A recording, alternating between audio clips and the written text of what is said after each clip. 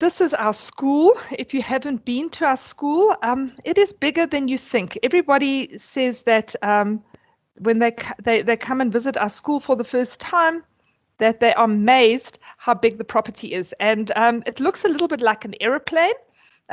That's the way I see it, at least. Here in the front, I hope you can see my cursor, is the foyer we to the big auditorium. I will show you on a virtual tour the auditorium later on. It's said to be the best auditorium in terms of sound in Johannesburg. It's really, really beautiful and it's big. The school was built in 1969. So we are gracious to have the 1970 architecture happening at our school. But we have made the best out of it, and we will speak about that in a later stage when I talk about the infrastructure. We are both, we start at kindergarten level, right from the 1-year-olds right through to the matrics. And so there's just above 1,000 learners at our school. So the school is much bigger than people anticipate it to be, and we do have the facilities of swimming pools and sport fields and things like that as well. So just that you're very aware is that the German school is funded by Germany. Germany plays a big role in our school, and therefore the German language is a very big importance for us. People call us the Dutch school. We are not the Dutch school. We are the Deutsche Schule. Deutsche means German in German. So the German language is Deutsch in German, and we are an international school with many different nationalities. So I think the last count was, it always ranges between 27 and 44 different nationalities that are at our school. And just that you know that our school was started in 1890, which means we were the first co-ed school in Johannesburg. The very first co-ed school in Johannesburg was the German school. And so basically, I think Johannesburg was 3 years old and the German school started. All right, so let me just carry on. I'm just going to tell you a little bit what I'm going to be talking about so that you've got a little bit of an idea, typical teacher. Just telling a little bit about vision and mission so that you can actually just get a little bit of a flavor of our school to understand what we're about, what certifications we offer at the end of that you leave the school with, how the school structure looks like, what subject choices we offer. We will talk a little bit about the facilities, about our extramurals, that we have also exchanges that are happening. We will talk about the school holidays. A lot of people ask us about when our school holidays are. We have a bus service that we offer because we bus children in from all over Johannesburg. What the cost of our school is, how we ensure that integration happens. It's very important that all our different streams integrate and get to know each other. We have a very diverse kind of situation. We have a lot of previously disadvantaged children in our school that Germany has sponsored and is bringing through the system. How enrollment happens, what on earth do you have to do so that your child can enter the school, and where you can receive information. And at the end, I'm going to give you opportunity to ask as many questions as you want to. And like I said, I will not be leaving until all of them are answered, or where you know that where you can find the information. All right, so let us look at our vision of our school. The first thing is that what I find is very important is that we want to make sure that our young people at our school are prepared for the outside world. We want them to know how to handle themselves in a work situation and not be afraid. And what's very important to us is that they are children that can stand in front of people and that they can communicate, that they've got a mind of their own, they've got opinion. If they disagree about something, that they can verbalize it in a very respectful manner, but still not be afraid to do so. All right, so that's why we have to look at our mission. And the first thing is that we believe in having the highest standards of teaching. And in this Corona time, we have done everything in our means to make sure that all the children are reached. And like I've told you, that we have quite a few previously disadvantaged children, and we actually e-learn at the present moment, completely e-learning, but we have brought those children into school. We've given them devices. We make sure they have enough data at the school so that they can take part in the lessons. We make sure that the teachers have got graphite tablets to be able to teach. We make sure that we do things like group work, even in e-learning, that we don't have the situation which I am having right now, where I'm staring at a screen and speaking to a whole crowd of people, but we are not interacting. And that is very important to us, that we are constantly giving training and making sure that people know how to do it. I was just mentioning that I've been to America and I did something called a POGL course, and all these, we get people coming from Germany to train us constantly on how to do new teaching methods. We are very, we have so many cultures at our school that we try to strengthen intercultural sensitivity. We want people to relate, we want people to respect each other. It's very important to us. Obviously, we are promoting the German culture and the German language. It is our focus. Germany is our main sponsor, and we are proud of our German culture and our language, and we believe that it is of great benefit to those around us. We want to educate young people to become self-confident personalities, independent and critical, or have independent critical thinking skills, and that they are personally and socially responsible. And what I mean by this is that they take responsibility for their learning. So when our children go to university, whatever they are producing at school, they are going to produce at university. They are not going to fall to pieces because suddenly they are not babied. We do not believe in babying our children. We believe that they need to take responsibility for their work, and we're constantly on the case about that if they're lacking behind, it's their responsibility to pull themselves up. And we do have communication with the parents about this, but it's very important. And we also believe in social responsibility. Is there somebody who wants to really speak to me, or is that just a microphone that's going? Okay, I'm going to leave it at that. Social responsibility, we also have like food drives, for shelters, and also looking after animals, all kinds of ways of making sure that we also look at those needs. But we also have social responsibility within our school, because we have quite a lot of children that are sponsored by our school, and we look after them as well. All right. This is a beautiful picture of we call it our learning center, which is basically our library. What you can't see to the right, so if I take you on the virtual tour, there is a whole internet cafe.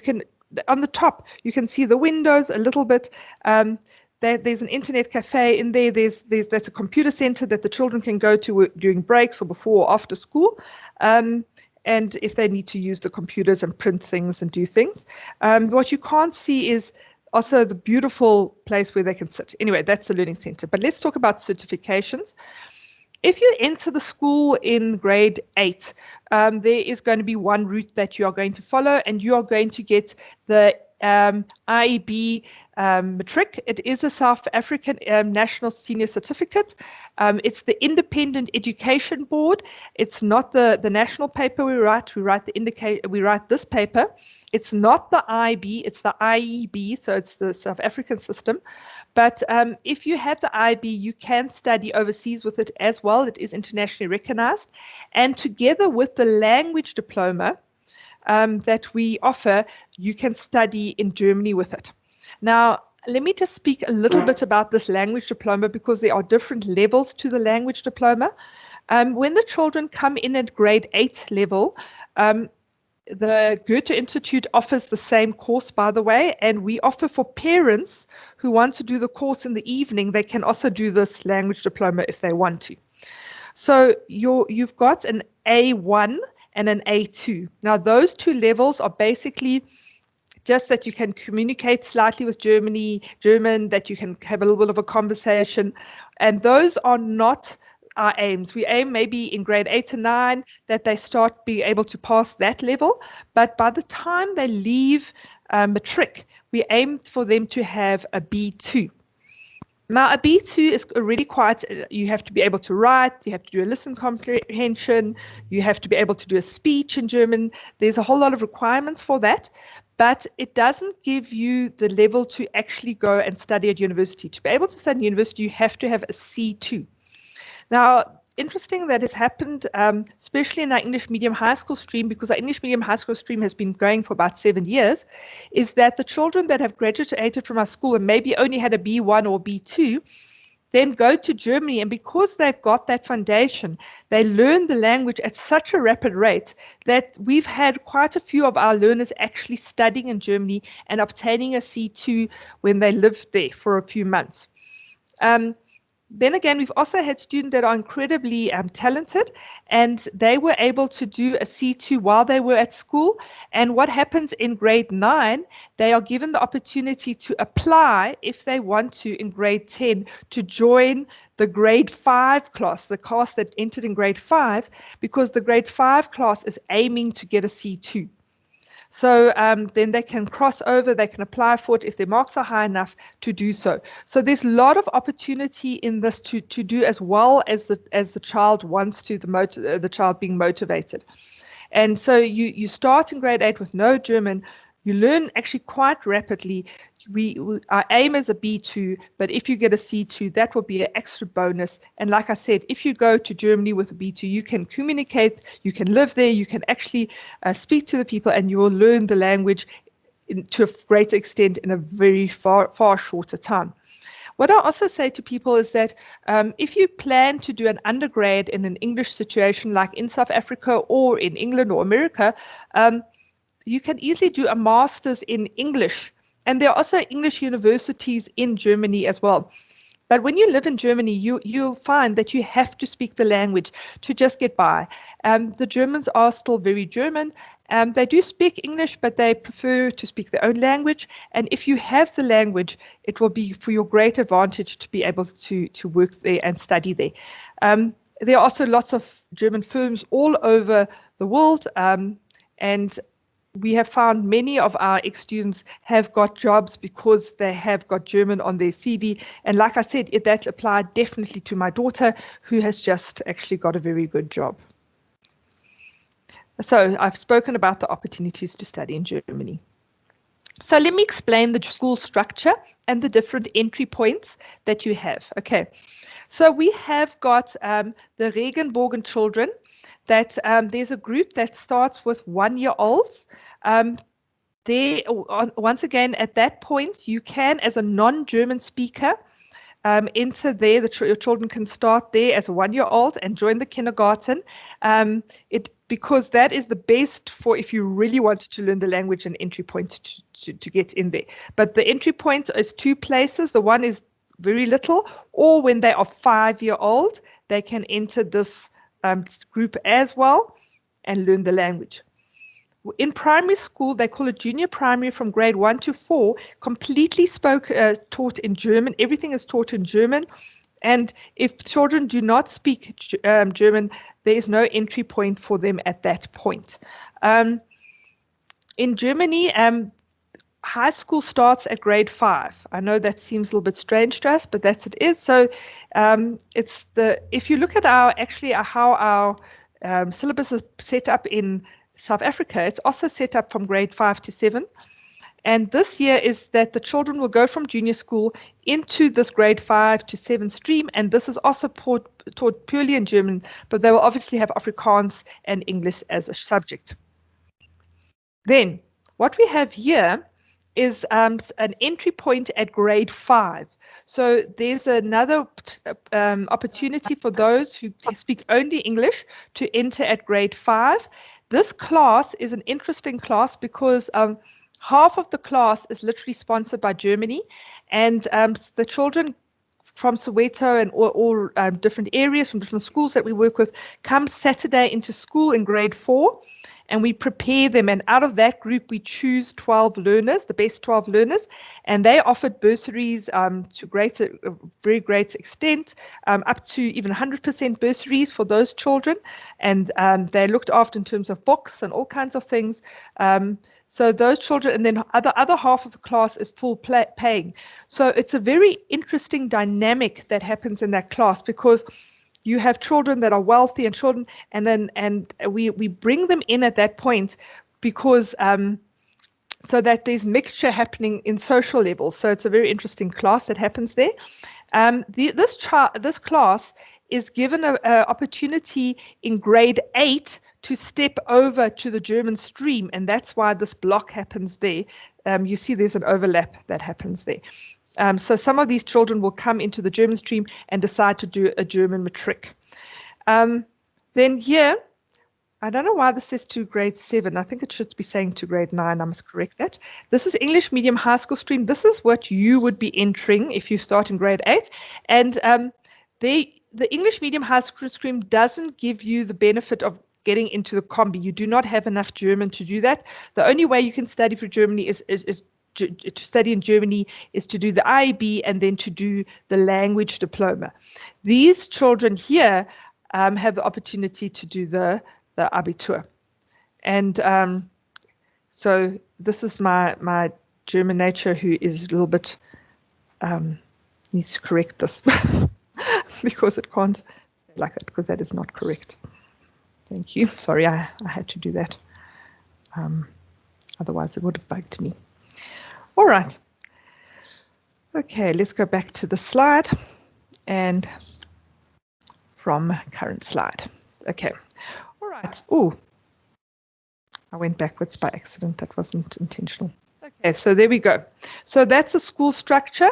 I'm leaving it there. If you need to ask questions about the school structure, I will go back to the slide and we can discuss it. If you have questions, I would advise you, maybe you can put those questions straight away in the chat box if you want to, or you can write them down and you can ask me all these questions afterwards.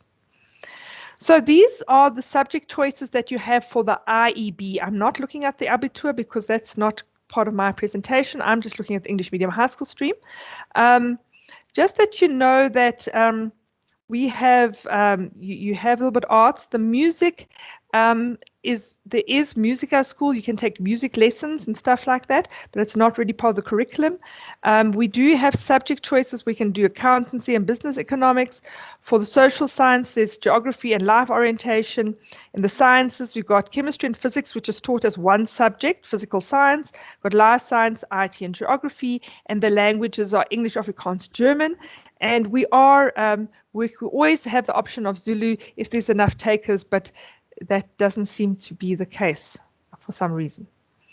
Okay, if you look at our facilities, this again is a picture of our library, and you can see that it's very much the children can sit around, engage. We really encourage reading at our school. What I would like you to look at in the background, you see the windows. Germany came and looked at our infrastructure and was shocked. So just in the last year, we have replaced last 2 years, we've replaced every table. These tables and chairs are 2 years old. So every single chair in the school, the kids' schools chairs look like this. They are ergodynamic, I think is the word, that the children can sit longer on them. All the windows in the school had to be replaced with double glazed windows so that we are more energy efficient and that is cool during the summer and warm during the winter. It's also amazing for soundproofing. I have a classroom that's on this field, so if the kids are doing sport outside, I just close the windows and all the noise is cut out, which is just absolutely amazing. We have state-of-the-art laboratories. We spent over R1 million 2 years ago on our physics labs. We are constantly bringing in the latest equipment into our chemistry labs. Our biology labs are at the present moment being revamped again. So our facilities in that sense are really state-of-the-art. New computers constantly brought into the school. And then obviously we have sport fields. We've redone our hall. We have redone the changing rooms. If you do go on the virtual tour, you'll see some of it, but hopefully you will come to Open Day next year, which usually takes place in the beginning of March, and you can see the facilities and see how our schools run for yourself. We do have extramurals. Extramurals, typical big thing is soccer. We have soccer at school, but there's a soccer club that happens at school that is you could maybe join. There is basketball, there is volleyball, very European sports. We do not have cricket and rugby. It doesn't fall into the German idea, I suppose. We have swimming. We have lots of cultural things, theatre, marimba band, choir, band. 2 different bands. Orchestra, you can join the orchestra, and the orchestra every 2 years goes and visits one of the German schools in southern Africa, and they have a big concert together. If the conductor Koch tells you anything, he did the last 1 year at our school. It was absolutely amazing. So we have lots of that kind of thing. So we do have also extramurals, there's fashion shows, there's lots happening at the school when it's not COVID. So yes, we do. Yes, our main emphasis is academics, but there's definitely enough sport to keep, or activities to keep the children busy. There's also art groups and environmental club. I just can't think of all the groups. There are just so many that they could join. So there's some idea. Oh, we also have a hip hop group there. I can see it on the right hand side. I forgot athletics, and like I say, music is a big thing at the German school. It's not unusual to in the morning to walk into school and somebody's playing the piano or something in the background. So it is, music is very much part of the German culture. I want to tell you about these exchange programs. So what happens is that we have one particular exchange program that we have every year, and sadly enough, it didn't happen this year, and it might not even happen next year, is that we take the grade 9s and some of the grade 10s. The 10 come from the English medium high school stream because we give them another year to have a little bit German. And we've got a program that happens with a school in a little place called Wangen. And if you look at the picture on the right, you will see that it's this quaint, beautiful little city that is over 1,000 years old. And inside there's a German high school, and the there's 18 children from Johannesburg, and there's 18 children from Germany, and then the 18 children from Johannesburg go and visit the 18 children from Germany in their houses. They live in their houses, they go to school with them, and then the German kids come to South Africa and they see elephants and all kinds of things that are South African. So we have this interchange. It is like the highlight. The children have to apply to get in there. They have to have good marks. They have to do well. They have to take part in the school community, and it costs the parents 3,000 Rand, and then everything else is paid for. I mean, the flights are sponsored. The German government sponsors all the outings on the other side, and the kids have to take a little bit spending money. So it's just absolutely an awesome experience.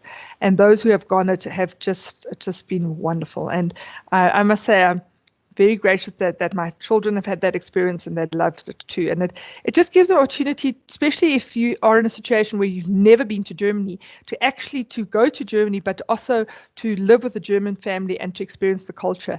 And it's amazing how the English medium high school stream kids, although they've only had 2.5 years of German, are able to, they've landed in families where the mother could only speak German, are able to communicate. And it's amazing in those 2 weeks how much their German improves. We have also other exchange programs where if people want to go for 2 or 3 months to Germany and live there, but that's done on their own costs. We have got those, and we also have every 2 years the English department takes people to England or to Italy, and they do some kind of cultural tour. We've had that. We've had the water polo team going over to Germany. We have the soccer team going over and playing all over Europe. So we do have those opportunities as well. So every year it's a little bit different. So but Wangen is one of the things that is definitely stable. Then the big plus about our school is that the buses are included in the school fees. They are so what I tell you the school fees are, if you use the bus or you don't use the bus, it is part of the school fees. And these are all the different routes and where they come from. If you want to see exactly where the bus route goes along, please look on our webpage. It will give you the bus stops names and the roads where they are, so that you have got a good idea. But you can see it comes as far as Kalami and Lone Hill. We go to Northgate, all over Joburg. The only part we don't seem to be heading into is the south, but I think we're going to have to relook at that because it's amazing how many children are starting to come from the south. All right. So these are our school year fees this year. This is always a question people ask, so I'm putting it out there. So 2020, it was 82,840 per year. That's 680.75 a month. I think if you pay the school fees upright in the beginning of the year, you get a discount. You can look on the webpage about that. And it's usually inflation rate that the school fees increase. So about October, they tell you what the school fees are, and then so that's what you expect. If you look at this, you might think, oh, why are we such a cheap private school compared to St. John's? I mean, do we offer less? And I don't know, people always put that into context, but you must remember we are heavily subsidized by Germany. So in end effect, if we didn't have Germany, our school fees would be higher than St. John's. I can tell you that, because Germany subsidizes us so well, and we get teachers sent from Germany where they pay the salaries, they subsidize our infrastructure, they subsidize our children. So yeah, please take note that there's a lot of finance coming that way, so our school fees are relatively reasonable for that reason. We are a 4-term school. We do not follow the private schools. I don't know historically why that happened, but it's always been that way. So we will have holidays in April for 2 weeks. I don't know. And then we have approximately a 4-week holiday in July, a 2-week holiday in September, and then obviously the 5 to 6 weeks that happens over the December period. Yeah, so so we follow similar to the government, but we pretty much also do our own thing. So there's always at least a week or two's overlap with the government schools. What do we do to orientate and integrate the English medium high school stream when they come to our school? Well, the first thing is that if you come to our school before school starts, there are 3 compulsory orientation days. So our prefects actually run that. So they get to know the prefects as well. The first day is actually just IT. They get to know the computer systems. They get their passwords. They get the regulations of how to run, the IT is run and everything. So there's an induction day like that. Then the next 2 days are getting to know the premises, the teachers, and the ethos and principle of the DSJ. And this is, like I said, run by the prefects, and they got all kinds of games and activities to keep them busy for them to get to know each other, because we find that these 25 pupils that arrive at our school they all come from different schools and they don't know each other, and they need that time to get to know each other so that they don't arrive at school and everybody seems to know each other and they're a little bit lost and don't even know where their classroom is. And so that they can meet their class teacher as well. We also have a class trip in February. Now, that is debatable. It might happen more towards the half year. Last year, the school trip was included in the school fees. I'm not putting my head on the block if it's going to happen this year, but I think it will be part of the school fees again. And we will try to put it at such a point that all the grade 8s go together on a class trip together so that they get to know each other. We also give them mentors, the grade 10, 11s. They choose them, they present themselves, and then the grade 8s will choose a mentor, somebody they can speak to, catch up with, and just in case they get lost or need help or just want to speak to somebody who's older, they get mentors.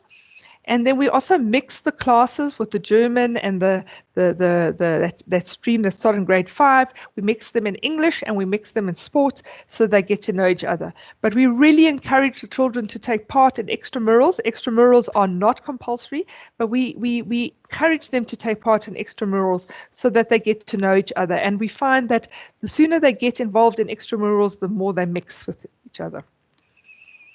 So how do you get into the German school? Well, you first have to fill in the documentation. You have to contact Mrs. Venter and you have to fill in the documentation. It's quite a tedious process, and there is lots and lots of documents and photocopies that you need to hand in. The enrollment fee costs 720 Rand, and you have to pay it before you can enter the next step. Then you're going to be invited to write a test, an English test, a math test, and a psychological test, so that we can just evaluate your children.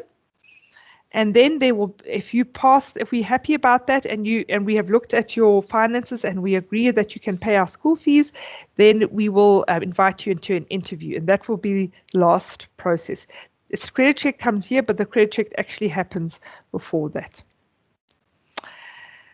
Right, so if you need to find out more, here is the places to get contact. I'm really last on the list because most of the information you can get on our webpage. If you just put DSJ, you will find most of the information there. On that DSJ page, there is the virtual tour, and we can look at that. There's an information brochure that can be handed to you or sent to you. And Mrs. Venter is actually the lady that you speak. You will know her as Anja Venter. She is so approachable. She is patient. And please, you're most welcome to reach her.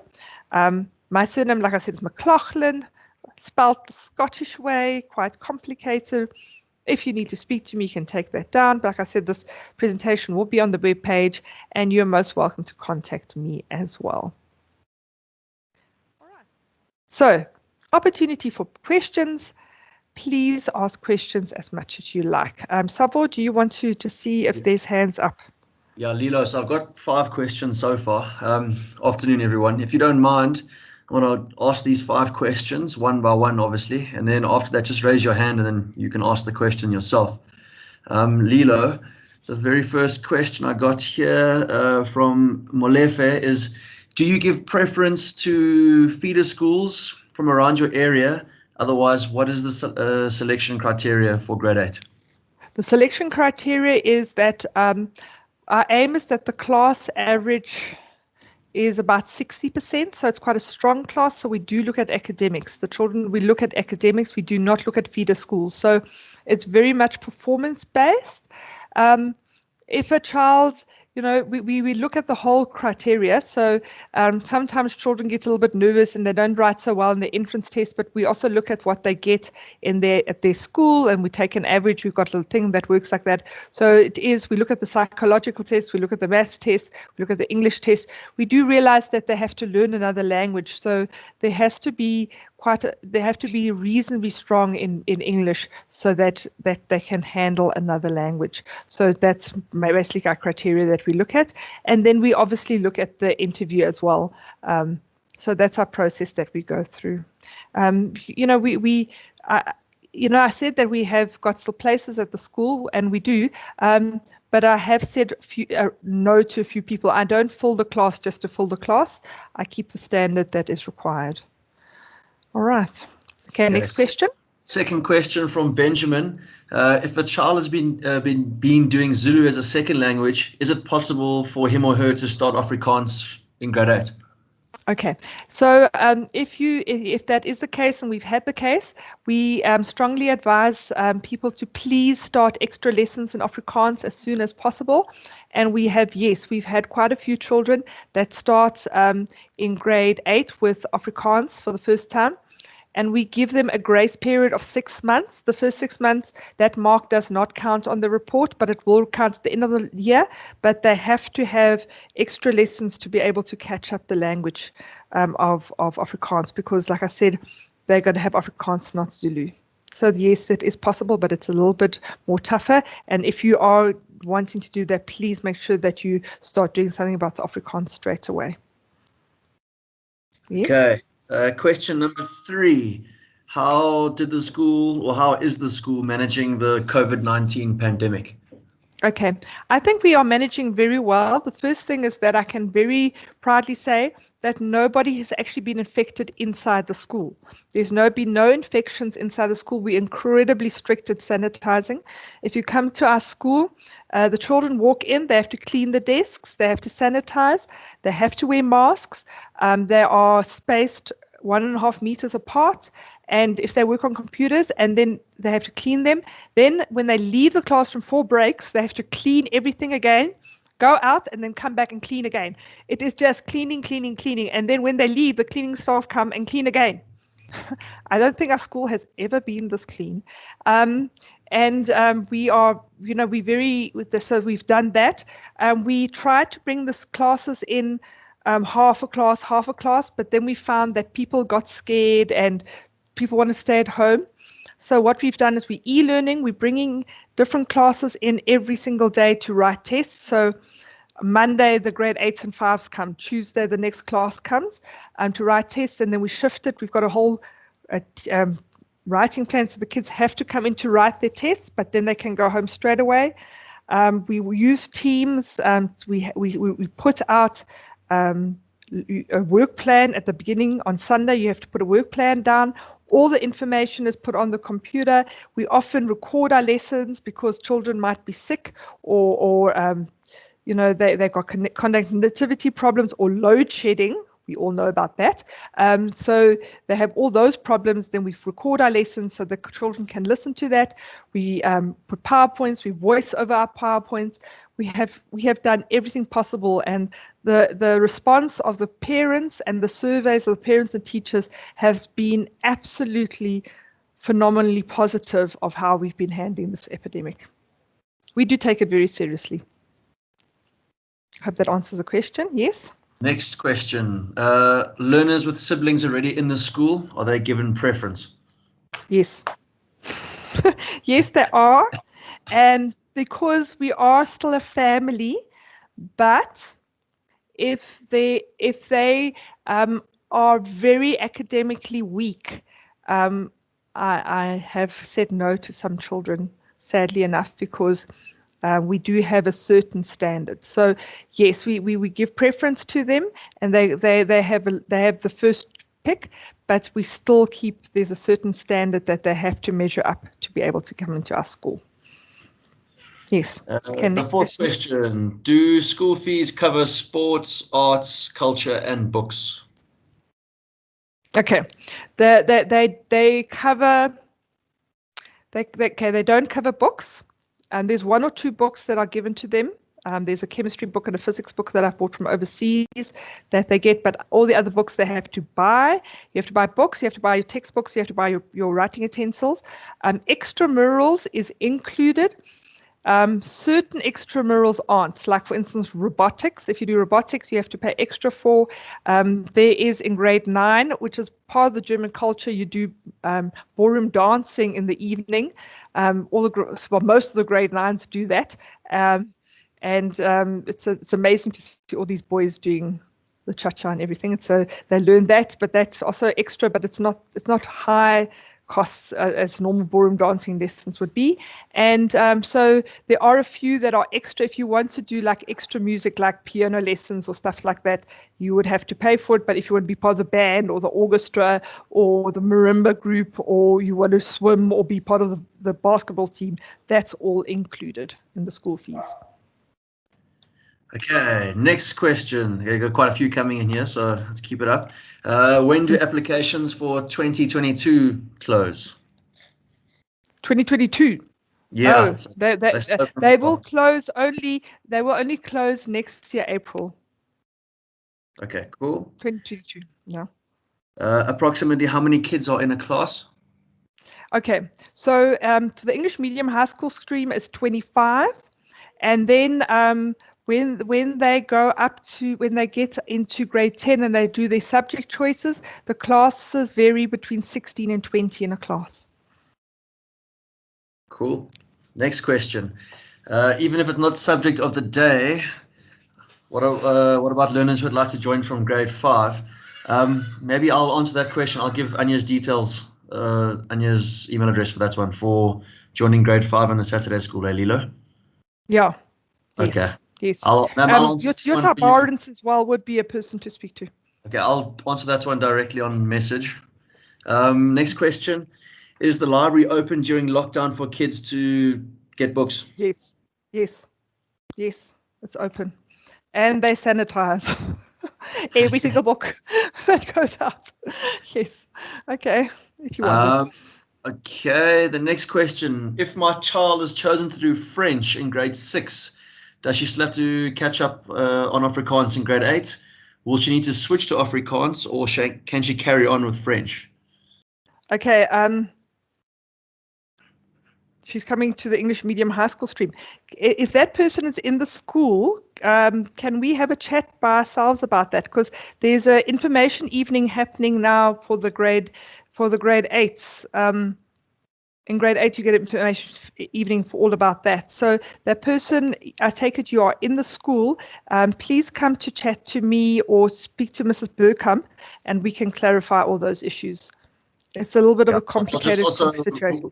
With this one, let me just quickly. Okay, she said thank you. Okay, cool. Thank you for that one too. And then finally, the last question I have here is, When working in class, do we write in print? That's up to you. Okay, so it's either that's up to the learner, and not up to. Let me unscreen. I'm unsharing my screen. All right, so that we can talk to each other a little bit better if you want to talk to me. So now people can put up their hands, and then Saba, why do you have your hand up?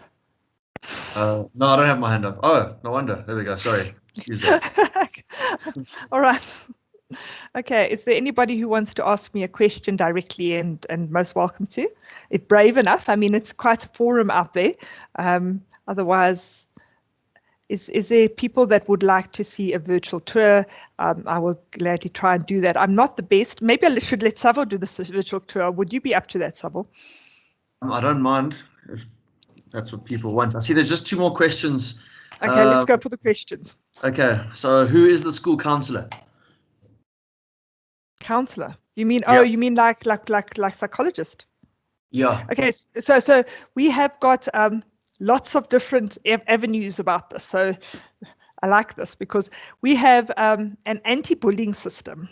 So we have someone called Katja Fleck who looks after that, and if the children feel they're getting bullied, then she handles that. So she would be a counselor in terms of bullying and looking after the children, and there's a whole working system that runs there. I can talk to you about half an hour about that, and I've seen it in action. It's just absolutely amazing.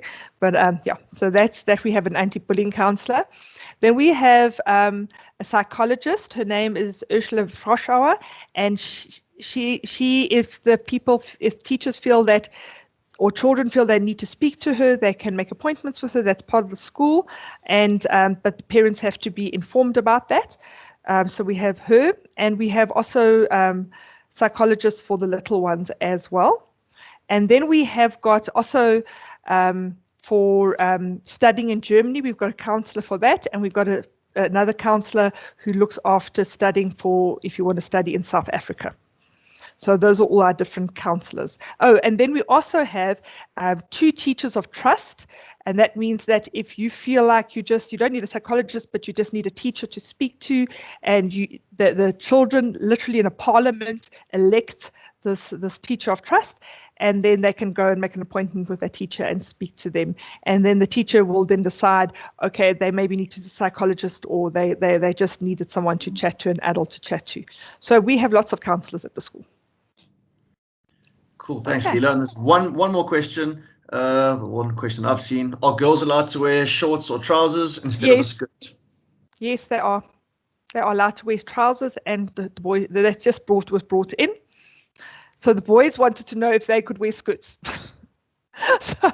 so we haven't gone that far yet. But who knows what will happen next? Nowadays, everything is different. But yes, the girls may wear the boys' shorts, and they may wear the trousers. Okay, I think that is it